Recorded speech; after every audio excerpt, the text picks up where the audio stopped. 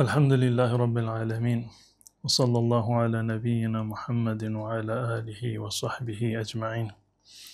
دوستان عزیز و گرانقدر، خدمت تمامی شما بزرگواران عرض ادب و سلام دارم. السلام علیکم و رحمت الله و برکاته. و امیدوارم که هر کجا تشریف دارید در زیر سایه لطف و رحمت و انعام الله متعال باشید. درباره ماندن شب در مسجد بگو. اگر منظورتون برای عبادت هست اشکالی نداره، انسان میتونه که شب در مسجد بمونه، و اگر نیتتون اعتکاف هست باز هم از نظر شرعی اشکالی نداره، میتونید در مسجد به اصطلاح اعتکاف بکنید. حتی اگر کسی رهگذری باشه و جایی برای استراحت غیر از مسجد نداشته باشد باز هم از نظر شرعی اشکالی نداره، شما میتوانید که در مسجد شب بگذرانید. آیا دوره پریودی نباشد هر غسلی درست انجام بدیم؟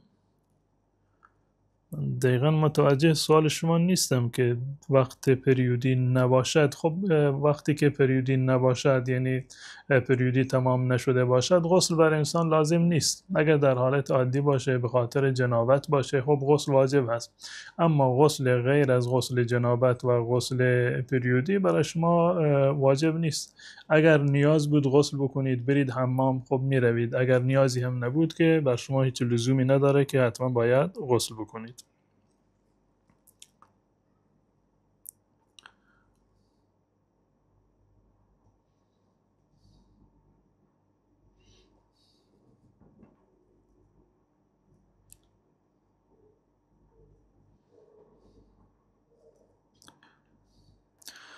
سلام، میشه بگوییم که نام آدرین را برای پسرم بمانیم گناه دارد یا خیر؟ ببینید دوستان عزیز و گرامی، در مورد نامه ها من به شما یک قاعده و یک اصلی رو میدم که بنابراین شما نگاه بکنید هر نامی که باشه میتونید بر روی فرزندتون بگذارید یا اینکه نمیتوانید. نامی که نام معبودان مشرکان باشد یا نام خدایان ادیان غیر اسلام باشد یا نامی که از نظر معنی به اصطلاح معنی کفرآمیز و شرک‌آمیزی داشته باشد یا معنیش اساساً زشت هست که فرزند شما در جامعه فردا سرافکنده می شود، این نام ها از نظر شرعی جایز نیست. غیر از اینها هر نامی که شما بگذارید، نام عربی باشد، نام فارسی باشد، کردی، بلوچی یا ترکی، هر زبانی، هر نامی که به هر زبانی که باشد از نظر شرعی اشکالی ندارد. مهم این است که نام به اصطلاح خدایان و معبودان ادیان باطل نباشد، معنی شرک آمیزی نداشته باشد و معنی بدی نداشته باشد. شما نگاه بکنید با توجه به فرهنگ خودتون و جامعه‌ای که در آن زندگی میکنید نام مناسبی باشه که فردا که فرزندتان بزرگ شد در جامعه رفت در واقع سبب سرافکندگی اون نباشد.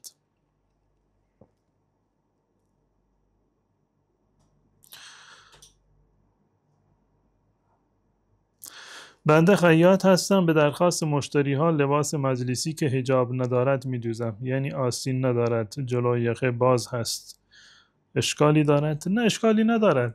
شما که به اصطلاح خیاط هستید هر طرحی را، مدلی را که به اصطلاح لباس راحتی هست، لباس خانگی و مجلسی هست شما بدوزید بر شما گناهی نیست و بر شما هم لازم نیست که هر کسی میآید شما از اون سوال بکنید که این لباسی که من میدوزم شما کجا استفاده میکنید، در چه شرایطی استفاده میکنید. نه، اینا جز مسئولیت های شما نیست.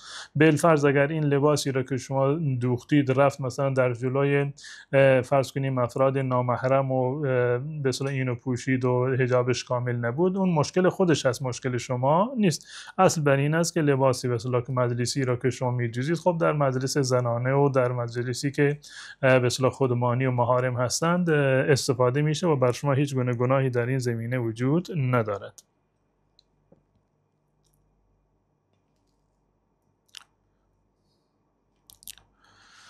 من اول ماه رمضان زایمان کردم، مجبور شدم همه ماه رمضان روزه نگیرم. الان چند روز رو گرفتم، حالم بد شد، تپش قلب گرفتم. چیکار کنم استاد؟ برای کسی که نتوانست در ماه مبارک رمضان روزه بگیرد، الان به خاطر بیماری بوده یا به خاطر سفر بوده، عذری داشته نتونه روزه بگیرد، حکمش این است فعدة من ایام اخر، یعنی بعد از رمضان به تعداد روزه هایی که نتوانستید روزه بگیرید، الان در حالت پریودی، در حالت سفر یا به خاطر زایمان یا به خاطر شیردهی نتوانستید روزه بگیرید، حکمش این است که بعداً که این عذر برطرف شد به تعداد همان روزه ها روزه بگیرید. اما الان کسی بالفرض این که نمیتواند روزه بگیره، شما میفرمایید که اگر که روزه بگیرید حالتون خراب میشه، حکمش این است که به جای آن کفاره بدهید، به جای آن فدیه بدهید. فدیه به جای روزه هست، یعنی در مقابل هر روزی به یک نفر مسکین غذا بدهید در حد یک نهار یا شامی. 30 روز مثلا برگردنتون هست، به 30 نفر یک نهار و شامی بدید، همین مقدار کفایت میکند و لازم نیست که روزه بگیرید، در صورتی که روزه گرفتن براتون مشکل هست و نمیتوانید که روزه بگیرید. اما اگر میتوانید مثلا هفته مثلا یک روز یا 2 روز روزه بگیرید، براتون مشکل نیست. حکم اولیش این است که باید قضای روزه را به جا بیاورید، مگر برای کسی که به صورت کلی نمیتواند روزه بگیرد. کسی که نمیتواند روزه بگیرد به جایش فدیه بدهد.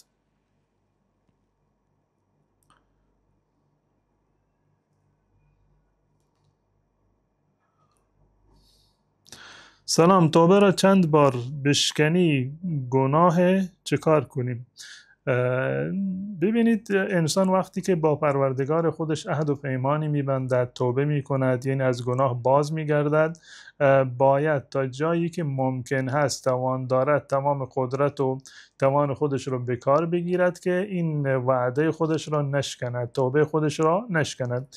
اما آمدیم و توبه شکست، آمدیم و توبه به خاطرش این که انسان در یک موقعیتی قرار گرفت، نتونست خودش رو کنترل بکنه، دوباره همون گناه را یا گناه دیگری رو مرتکب شد و قطعا انسان معصوم نیست و دچار اشتباه و خطا می شود. راهش این است که دوباره توبه بکند، دوباره توبه بکند، بار دوم، بار سوم، بار صدم، بار هزارم، هر مرتبه که توبه کردید الله متعال توبه شما رو قبول می کند و گناهان گذشته شما را وقتی که صادقانه توبه بکنید الله متعال شما را میبخشد. یکی از حسن بصری سوال کرد که ما از بس که توبه کردیم دیگه رومون نمیشود که توبه بکنیم، از بس که توبه کردیم و توبه شکستیم، الان رومون نمی شود که مثلا دوباره توبه بکنیم یا طلب استغفار بکنیم از الله متعال و از بس که همیشه گناه میکنیم. حسن بصری فرمود که شیطان میخواد که شما به همین نقطه برسید، یعنی ناامید بشوید از رحمت الله که من خیلی توبه کردم و بر توبه هم نتونستم که بسیار استقامت بکنم، توبه خیلی شکستم، گناه خیلی دارم، پس بنابراین نه توبه میکنم و نه طلب مغفرت و استغفار میکنم. نه، این اشتباه است. هر وقتی که گناهی رو خدای نخواسته مرتکب شدید، بلا فاصله توبه بکنید و از الله متعال طلب مغفرت بکنید، ولو اینکه صدها بارم توبه شکسته باشید، این توبه صادقانه را الله قبول میکند و گناهان شما را الله متعال میبخشد.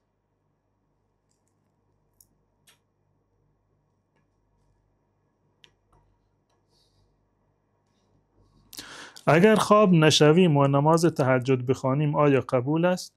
بله، هیچ اشکالی ندارد. اگر کسی شب مثلا بیدار هست و خوابش نبرده، الان بلند شد نماز خوند، هیچ اشکالی ندارد، این نماز تهجد هست. ببینید وقت نماز تهجد از بعد از عشاء شروع می شود تا اذان فجر، این وقت نماز تهجد هست، نماز شب هست. شما هر وقتی که خواندید، اول شب خواندید بعدش خوابیدید، هم اشکالی نداره. اگر خوابیدید بعدش بیدار شدید باز هم خوبه، هیچ اشکالی نداره.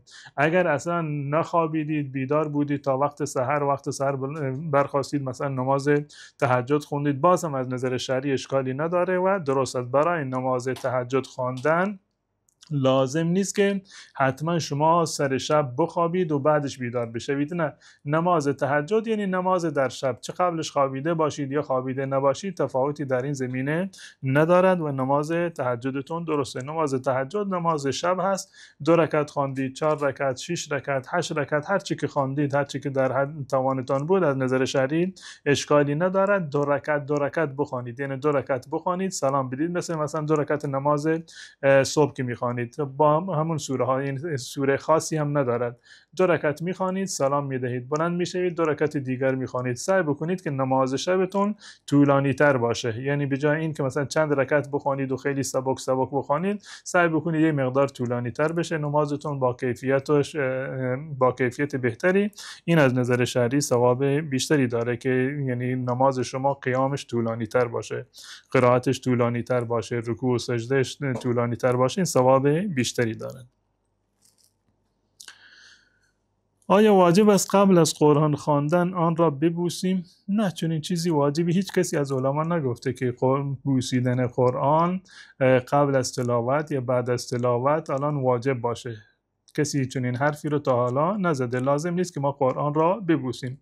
الان برخی از علما گفتند که اگر بوسید اشکالی ندارد، اگر کسی قرآن را بوسید اشکالی ندارد. اما برخی از علما معتقد بر این هستند که بسلا اگر به نیت این مثلا ببوسد که این برای من ثوابی دارد و فرض کنیم که این از رسول الله صلی الله علیه و سلم چنین چیزی ثابت نیست. از خود رسول الله ثابت شده که برخی از اصحاب رسول الله صلی الله علیه و سلم مانند اکرمه، حتی از حضرت عمر رضی الله تعالی عنه نقل شده که قرآن را میبوسیدن. این از نظر شرعی اشکالی نداره، اما به صورت عادت در نیاد. در مورد واجب بودنش کسی همچین حرفی را نزده. بحث روی اینه که جایز هست یا جایز نیست. بله جایز هست، انشالله اشکالی نداره، منتها به صورت عادت همیشگی جزء آداب تلاوت قرآن یا اینکه اون واجب تصور بکنید به این حد نباید برسه.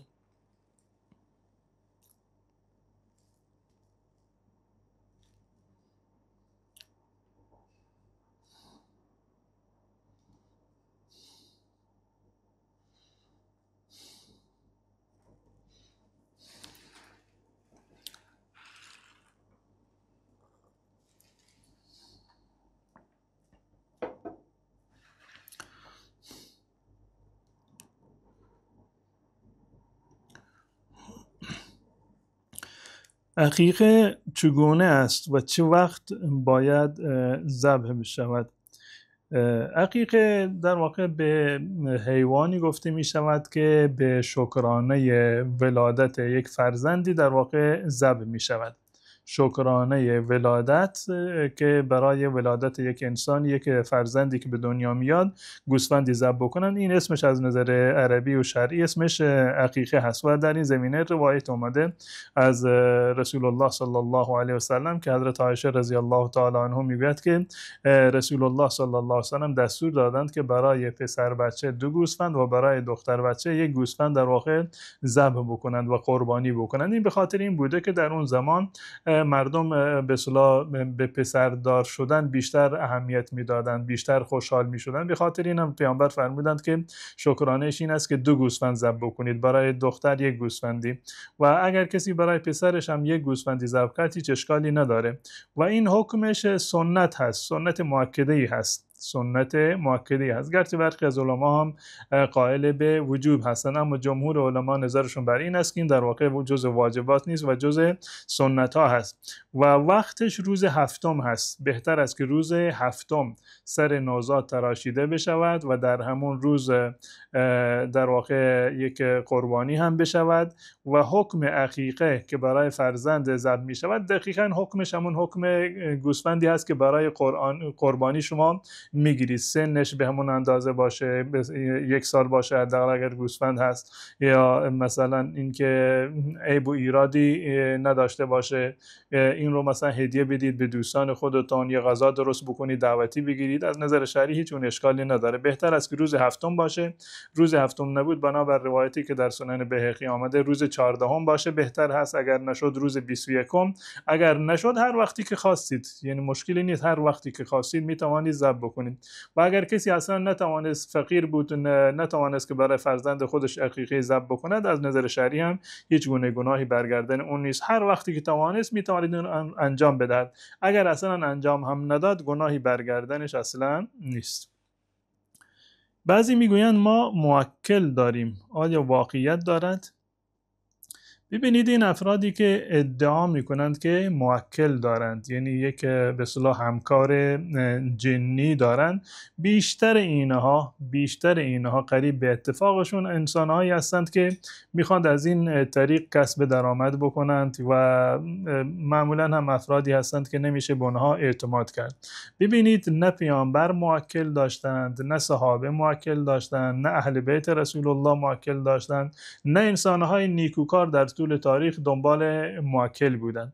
در هیچ جنگی ما سراغ نداریم که پیامبر مثلا برای اینکه اخبار دشمن رو مثلا پیگیری بکنه مثلا جنی رو بفرسته، با اینکه ما داریم در سوره جن که جنها اومدن پیش رسول الله صلی الله علیه وسلم، قرآن رو شنیدن و در روایت هست که رسول الله رفتن در یک شبی و اونها احکام شرعی رو تعلیم دادن، اما هیچگاه رسول الله صلی الله علیه وسلم نه در جنگی برای هیچ گونه کاری هم به اصطلاح از جن استفاده نکردن. چیزی گم شده باشه مانند این حلقه گردنبند حضرت عایشه رضی الله تعالی عنها که گم شد، هیچ وقت یک مورد هم نشده که رسول الله صلی الله علیه وسلم در این موارد از جن در واقع کمک بگیرند. معمولا انسانهای ساحر و جادوگر هستند که چنین ادعای میکنند.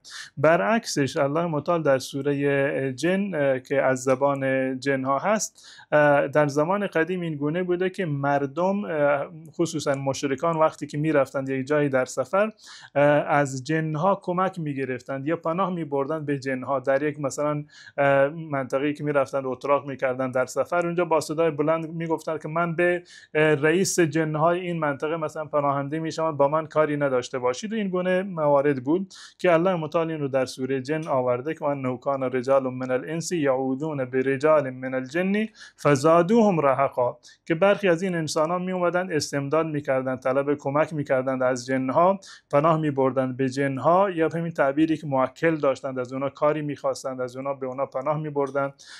فزادوهم رهقا، این باعث سرکشی بیشتر در واقع جنها شد.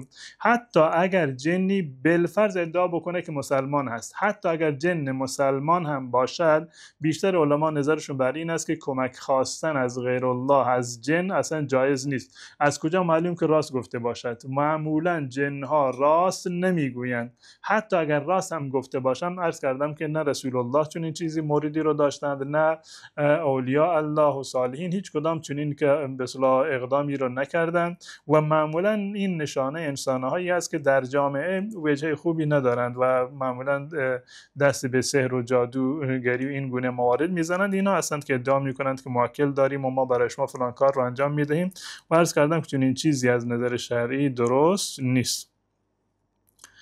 سلام، ببخشید اگر توی رابطه زن اصلا ارضا نشه، فقط مرد ارضا بشه، باز هم زن باید غسل جنابت کنه؟ ببینید در مورد این که اگر کسی زن و شوهری با همدیگه رابطه داشتند و ارضا نشده باشند، آیا غسل واجب هست یا واجب نیست؟ در صدر اسلام یک رخصتی بود، یعنی بگونه بود در ابتدای اسلام که اگر کسی این گونه حالتی برایش پیش می آمد، مثلا همبستری کرده بود ارضا نشده بود، حکمش این بود که فقط وضو بگیرد، همین کفایت می کند. و یک جریان جالبی در واقع اتفاق افتاد که یک روزی رسول الله، روز دوشنبه بود که بنابر روایت صحیح مسلم در صحیح بخاری هم آمده که رسول الله صلی الله علیه وسلم رفتن به مسجد قبا و وقتی که نزدیک به یک محله بود قبل از قبا که الان هم معروف است که محله بنی سالم، به اونجا که رسیدند خونه یکی از صحابه بود به نام اتبان. رسول الله صلی الله علیه وسلم از دور، خب دیوار مثلا اتاق بود دیگه، حیاط نداشت، و رسول الله صلی الله علیه وسلم از بیرون صدا زدند اتبان را، و اتبان رضی الله تعالی عنه صدا زدند و اتبان وقتی که بیرون آمد، از دور که داشت می آمد از اتاقش خونش می آمد بیرون، شلوارش هم بند شلوارش دسته بود، شلوار خودش رو داشت میبست و همینطوری آمد پیش رسول الله صلی الله علیه وسلم. رسول الله صلی الله علیه وسلم فرمودند که اعجلنا الرجل، و تعبیری که ترجمهش تقریبا این میشود که برنامهش رو خراب کردیم. وقتی که اتوان اومد پیش رسول الله صلی الله علیه و سلم همین سوال رو کرد، گفت یا رسول الله اگر کسی کارش نیمه تمام مونده باشه بر اون غسل واجب هست یا واجب نیست؟ رسول الله صلی الله علیه و سلم فرمودند انما الماء من الماء، آب از آب هست، آب از آبه، یعنی اگر ارضا شده باشی باید آب غسل روی سر خودت بریزی و غسل بکنی، در غیر این صورت غسل واجب نیست. منتها این در ابتدای اسلام بوده.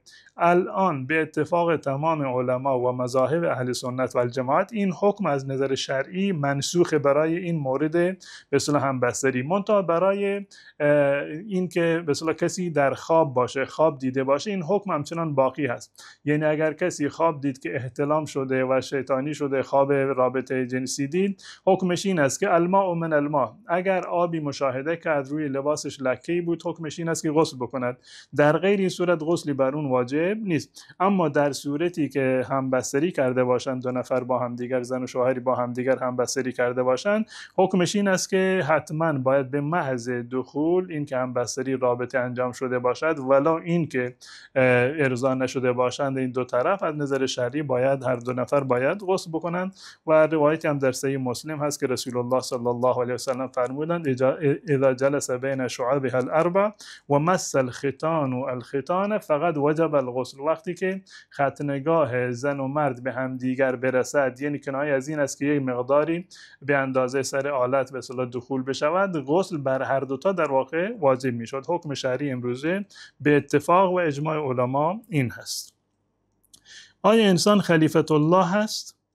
در مورد این که آیا انسان خلیفه الله و جانشین الله بر روی زمین هست، در هیچ آیه الله متعال صراحتاً این رو نفرمودند که انسان خلیفه من در روی زمین هست. فقط به اندازه خلیفه ذکر شده برای انسان که اینی جاعل فی الارض خلیفه، که در ابتدای خلقت آدم که الله متعال فرمود به فرشتگان که من میخواهم در روی زمین یک خلیفه بگذارم. جمهور مفسرین نظرشون بر این است که خلیفه به معنی این که یک جایگزینی بگذارم، جایگزینی که نسل در نسل جایگزین یکدیگر باشند، یا این که به جای جنها که در روی زمین هستند من میخوام که انسان رو مثلا جایگزین بکنم. معنی این آیه این هست. معنیش این نیست که انسان جایگزین الله یا خلیفه الله متعال باشه، بلکه برعکسش، بنابر روایتی که در سنن آمده، رسول الله صلی الله علیه و سلم وقتی که به سفری میرفتند، وقتی که سوار شتر یا مثلا سواری می شدند، این انگشت خودشون رو بالا می گرفتن و می گفتن اللهم انت صاحب فی السفر والخلیفة فی الاهل والمال، والخلیفة فی الاهل والمال، خدای تو خلیفه ما هستی در خانواده من، در مال و ثروت من، ما که داریم میریم سفر، خلیفه ما، جانشین ما، بعد از ما تو هستی در خانواده ما. پس بنابراین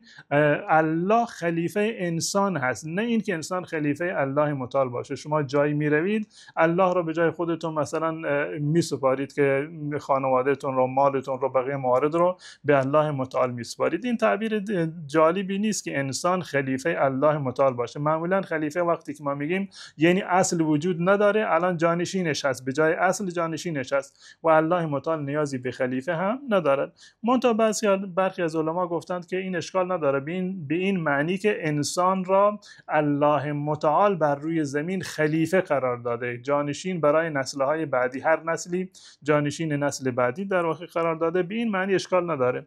اما بهترین است که از این تعبیر ما اجتناب بکنیم. بله، انسان در روی زمین خلیفه هست، از جانب الله متعال در اینجا آفریده شده، بر روی زمین در واقع به اون خلافت داده شده. اما این که جانشین الله باشه، خلیفه الله باشه، این تعبیر زیاد جالبی در واقع نیست.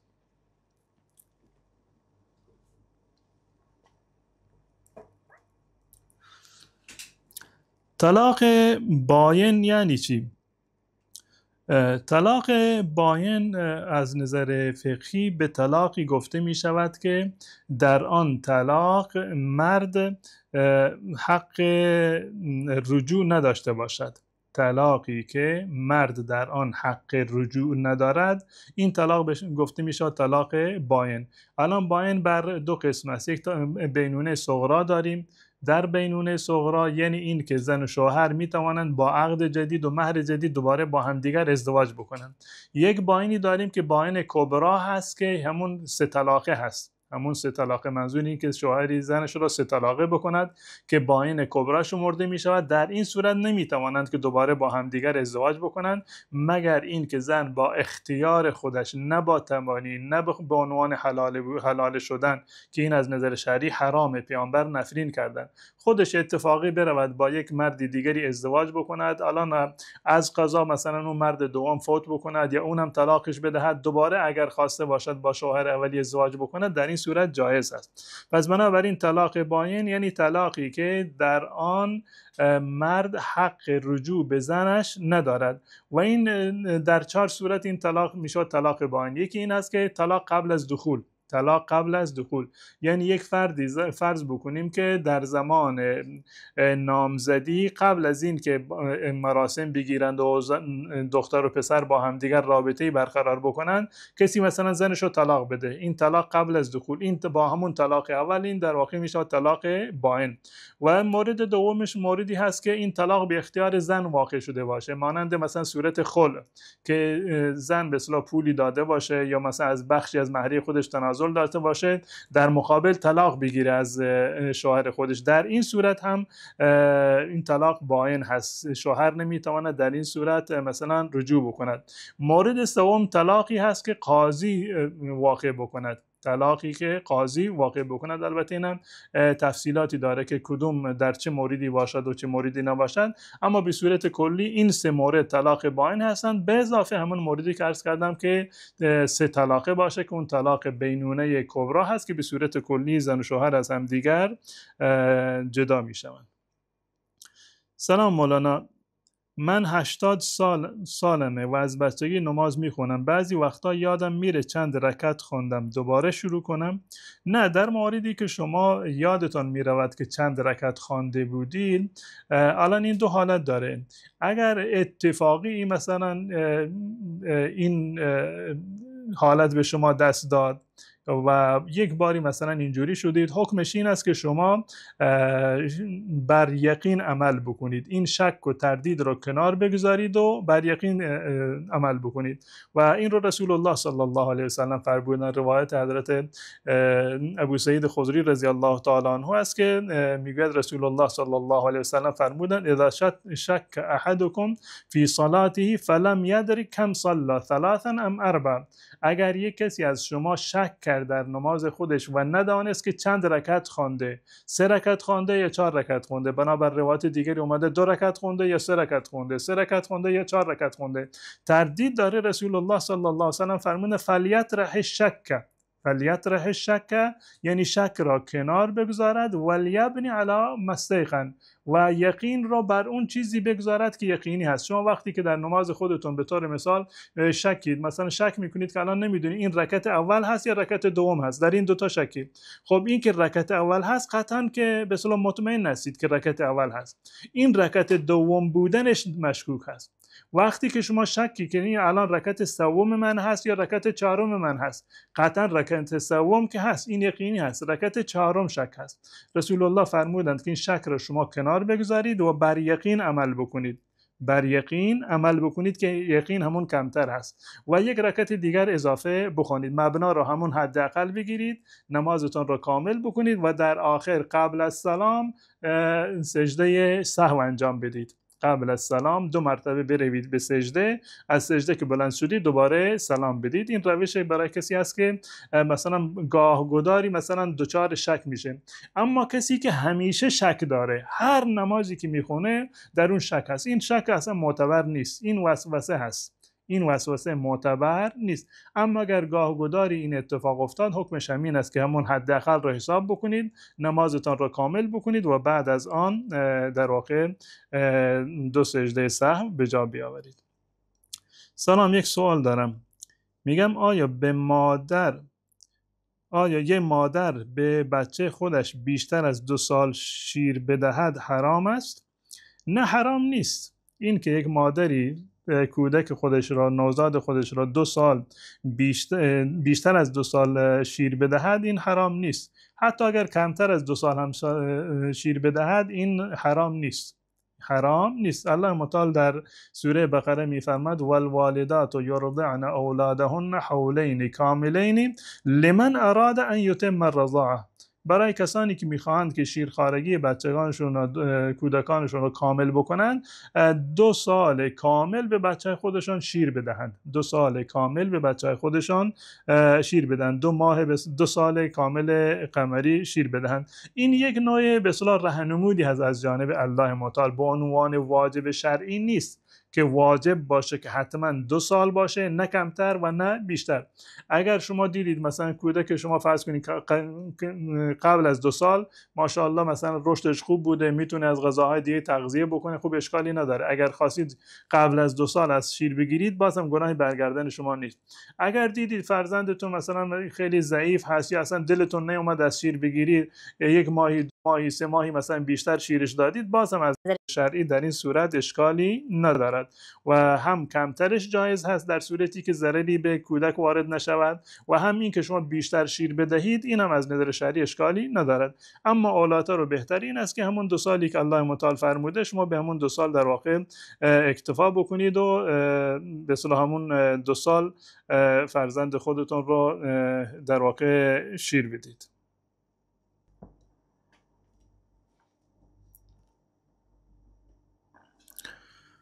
درباره اهدای عضو توضیح بدید.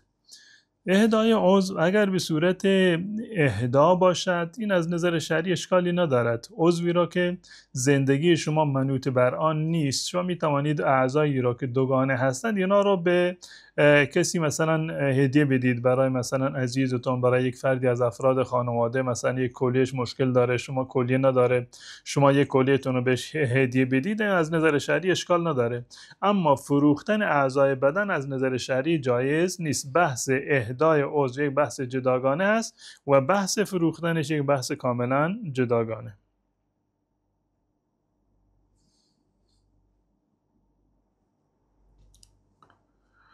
آیا خوردن گوشت گاو و مرغ در آمریکا حلال است؟ ببینید، اگر که در کشور غیر اسلامی حیواناتی که ذبح میشوند شما مطمئن هستید که ذبح شدند، از نظر شرعی ذبح شده باشند، یعنی خونشان کاملا جاری شده باشد، اگر که مسلمانی ذبح کرده یا یک انسانی که یهودی باشد یا مسیحی باشد این رو ذبح کرده باشد، این از نظر شرعی حلال است. اگر اهل کتاب ذبح کرده باشند این جایز و حلاله.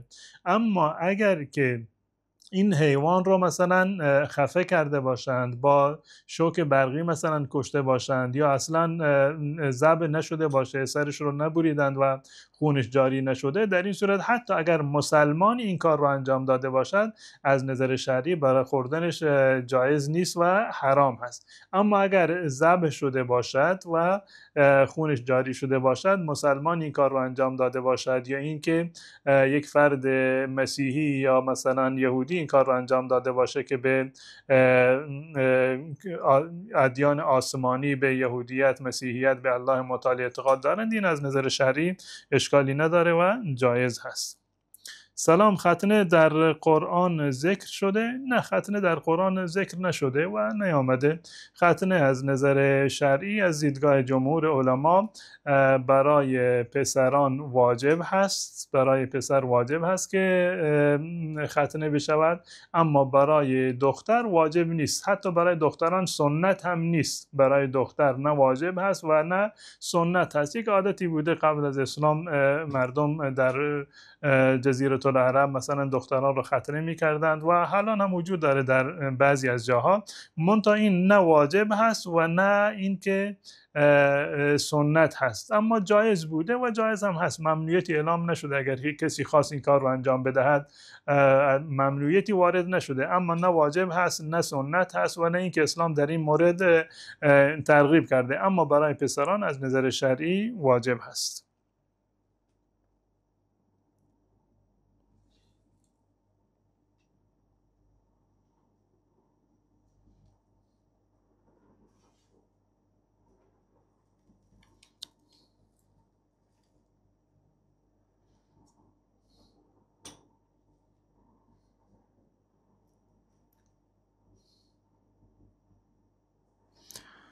ادای نماز جماعت پشت سر امامی که گناهکار است، آیا نماز بخوانیم یا نه؟ ببینید، برای پشت سر امامی که به قول شما گناه کبیره ای رو انجام داده باشد، اگر امام دیگری وجود دارد، مثلا مسجد دیگری وجود داره، میشه کسی دیگر رو امام بکنید، اولاتر و بهترین است که یک انسان متقی و پرهیزگاری رو شما مثلا امام جماعت خودتون قرار بدید. اما بدگمانی از نظر شرعی جایز نیست، که این که شما به یک فردی بدگمان باشید، الان چه امام جماعت باشه یا هر کسی دیگری باشه، بدگمانی به یک فرد مسلمان از نظر شرعی جایز نیست. حتی اگر شما دیده باشید در جای مثلا شک و شبهه‌ای وجود داشته باشه، شما سعی بکنید که این رو تعویل و توجیه بکنید، برایش یک عذری بیارید که نه این گونه نبوده و منظور دیگری داشته و دنبال خلاف مثلا نبوده و این گونه موارد. اما بالفرض این که عملا یک فردی مثلا یک گناهی را انجام داده باشد، این سبب نمیشود که نماز پشت سر اون باطل باشد. نمازی که شما میخونید پشت سر اون نمازتون کاملا صحیح هست، فرض از گردنتون کاملا ادا میشود. اما به خاطر این که حال دلتون بهتر بشود، سعی بکنید یک کسی را امام بکنید که آدم متقی تری باشه، پرهیزگار باشه، آدمی باشه که علمش، سن و عمرش در واقع بیشتر باشه. این اولاتر و بهتر هست.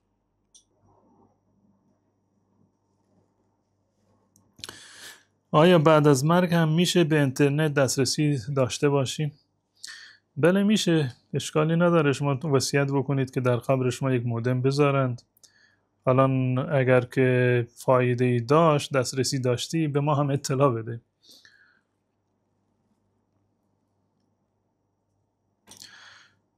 خاله هم به من شیر داده است، ازدواج پسرش با خواهرم اشکال دارد؟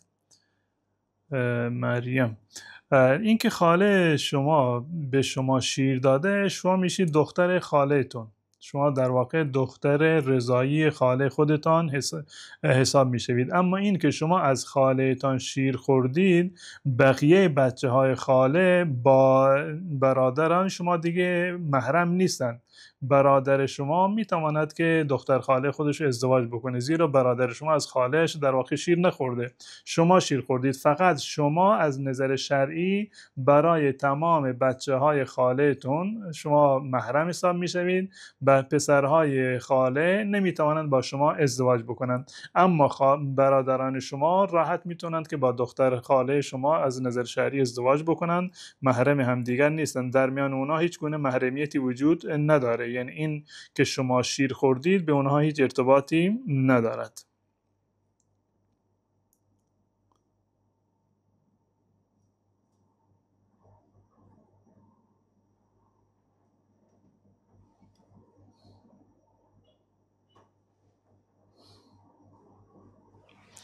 برای حلالیت طلبیدن وقتی به حج می رویم، برای اینکه حق الناسی نماند باید به طرف بگوییم که چه گفتیم در غیابشان؟ نه، لازم نیست که به کسی بگویید که در غیابشان چه گفتید. و احیانا شما وقتی که یک حرفی رو بزنید به یک نفری که مثلا شاید گفتنش یک ضرر و زیانی داشته باشه، کدورتی ایجاد بکنه یا یک اختلافی ایجاد بکنه، در این صورت همین که شما سربسته به اون بگید، مثلا گاهی غیبت کردیم، حرفی زدیم و موردی از این قبیل بوده، شما به صورت کلی از اون عذرخواهی بکنید و حلالیت طلب بکنید، همین اندازه کفایت میکند. اما این حلالیت طلبیدن در برای حج، این جزء آداب حج نیست، ربطی به خود حج نداره.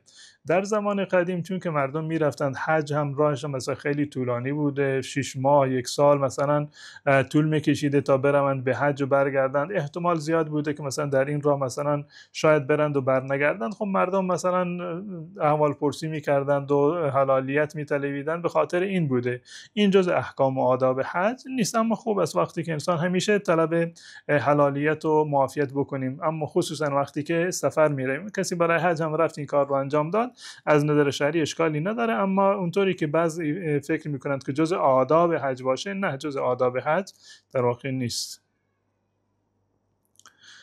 حاجی 26 سال نماز قضا دارم، چه کار کنم؟ با خدا صادق باش، راست باش با الله متعال و توبه بکن از گذشته خودت. از این به بعد پایبند نماز باش، نمازت رو سر وقت بخوان، توبه بکن، از الله متعال طلب مغفرت بکن، انشالله که الله متعال گذشته شما را میبخشد. اگر که صادق بودید در این توبه خودتون و از این به بعد پایبند نماز بودید، انشالله گذشته تون الله متعال میبخشد و لازم نیست که حتما 26 سال نماز را دوباره شما قضاش رو بیاورید. اگر شما شاهکاری داشته باشید، قبلا 20 نماز بودید، الان پایبند نماز باشید، همین در واقع افتخاری است برای شما، شاهکار بزرگی کردید که توبه کردید و از این به بعد پایبند نماز هستید. به صورت کلی توبه گذشته انسان را معاف می کند. وقتی که انسان تازه مسلمان می شود، وقتی که انسان تازه توبه می کند، الله متعال به خاطر توبه گناهان گذشتهش را معاف می کند. لازم نیست که شما تمام نمازهای عمرتان را قضا بیاورید. همین که از این به بعد پایبند نماز باشید کفایت می کند. منتها سعی بکنید، شما 26 سال از عمرتون رو هدر دادید، ثوابی کسب نکردید، بلکه برعکسش هم گناهی را انجام دادید که نماز رو ترک کردید. سعی بکنید که نماز سنت مثلا بیشتر بخونید، نماز شب مثلا بیشتر بخونید، بیشتر بر نماز خودتون بر سنت های قبلی و بعدی مواظبت داشته باشید تا اینکه بتونید که این خلأ رو در واقع جبران بکنید.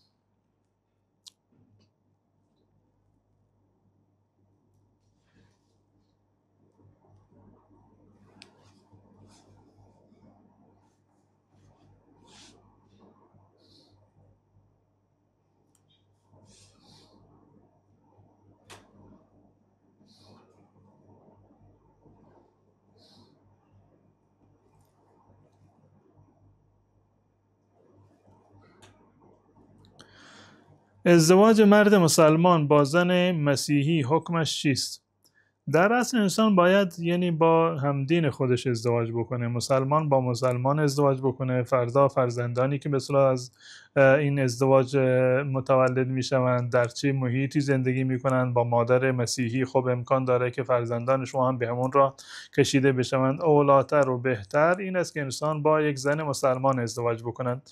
اما اگر یک فردی شرایط خاصی داشت یا اون فرد مثلا میتونست مسلمان بشه، میتونه کنه مسلمان بکنه، یا یک جایی هست که احتمال داره که به گناه مثلا آلوده بشه و امکان نداره که با یک زن مسلمان ازدواج بکنه، در صورتهای خاص جایز هست که انسان با زن مسیحی ازدواج بکنه. اما این اصل نیست، اصل اینه که انسان با یک زن مسلمان ازدواج بکند. اما اگر مسلمانی نبود یا یک مصلحت دیگری در این زمینه بود، مصلحت دینی و دعوی بود، از نظر شرعی اشکال نداره، نکاح با یک زن مسیحی از نظر شرعی منعقد می شود.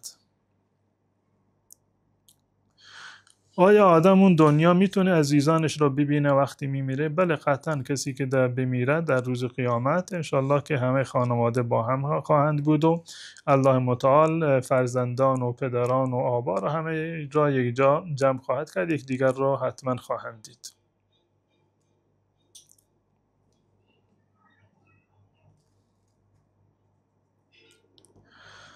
آیا اسم شیوا گناه داره؟ میگویند نام که خوب نباشد و معنی نداشته باشد در اون دنیا بینام میمانه. نام شیوا خوب است یا نه؟ بله، نام شیوا هم خیلی زیبا هست و خیلی هم قشنگه، اشکال شرعی نداره، معنی بدی هم نداره و این گونه نیست که اگر کسی نام بدی داشته باشه در روز قیامت بینام میماند. نه، رسول الله صلی الله علیه وسلم فرمودند که نام فرزندانتان را نام نیکو بگذارید، نام خوبی باشه، نامی که معنی خوبی داشته باشه و در روز قیامت هر کسی با نام خودش و با نام پدرش صدا زده می شود. همین نامی رو که در دنیا دارید، الان چه خوب باشه چه بد باشه، در روز قیامت شما را با همین نام صدا میزنن. این گونه نیست که اگر کسی نام بدی داشته باشه در روز قیامت بی نام میمانه. نه، هر نامی که امروز در دنیا بر فرزند خودتون بگذارید در قیامت با همین نام رو در واقع صدا میزنن و به این خاطر است پیامبر فرمودند که نام فرزندانتون نام خوبی باشه.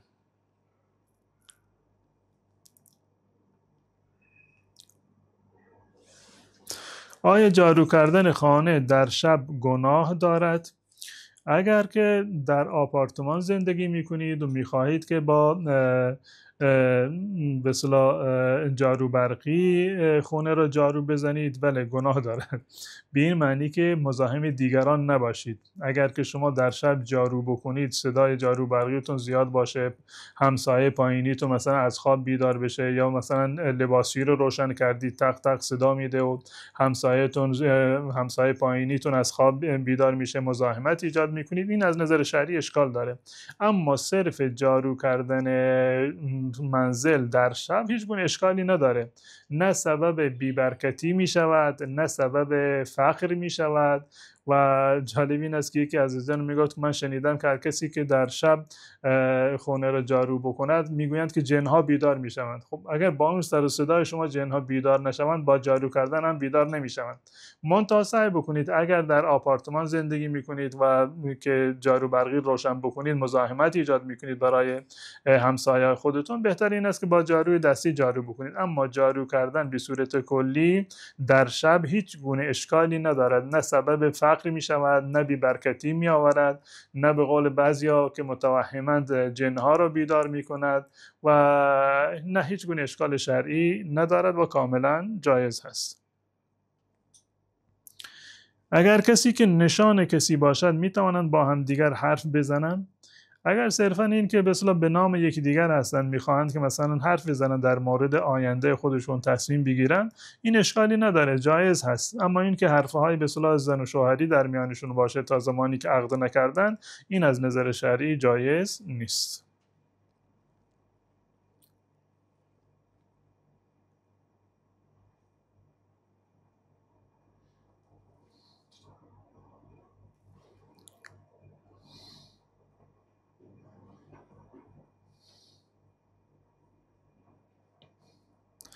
آیا با غسل جنابت می شود که سوره واقعه و زیارت بخوانیم؟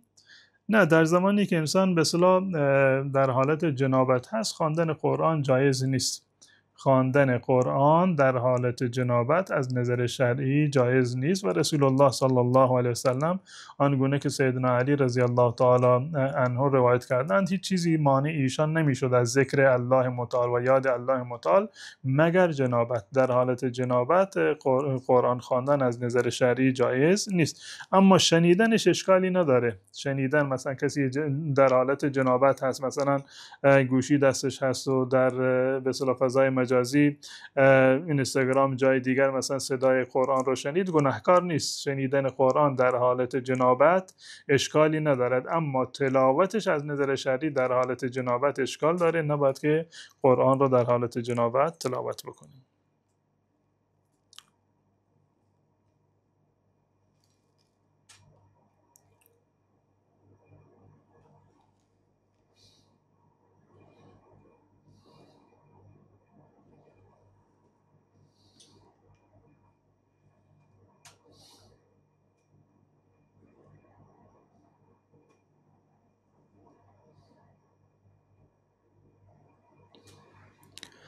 خب دوستان عزیز، به همین مقدار کفایت میکنیم. تا برنامه دیگر و فرصتی دیگر شما بزرگواران رو به الله متعال میسپارم. السلام علیکم و رحمت الله و برکاته.